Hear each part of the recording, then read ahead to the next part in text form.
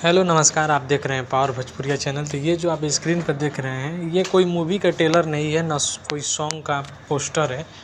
ये जो है चौपाल, आप सभी देखे होंगे चौपाल, जो कि पावर स्टार पवन सिंह का भी एक वेब सीरीज आया था।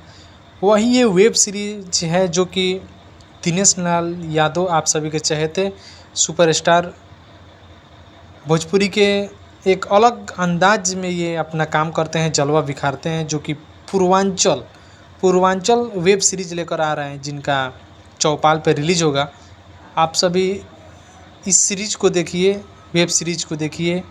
और इसमें जो एक्ट्रेस हैं उनका नाम है, आप सभी जानते होंगे, अमरपाली दुबे और दिनेश लाल यादव, जो कि पहला इनका वेब सीरीज आ रहा है। आप सभी इसका ट्रेलर आ चुका है यूट्यूब पे।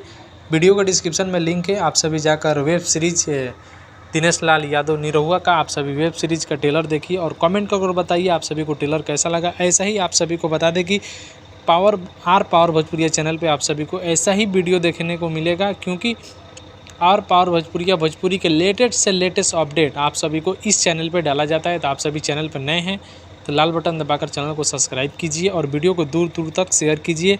और भोजपुरी के लेटेस्ट से लेटेस्ट अपडेट इस पे डाला जाता है। तो पूर्वांचल वेब सीरीज दिनेश लाल यादव का आ गया है। आप सभी देखिए, इसका ट्रेलर आ गया है।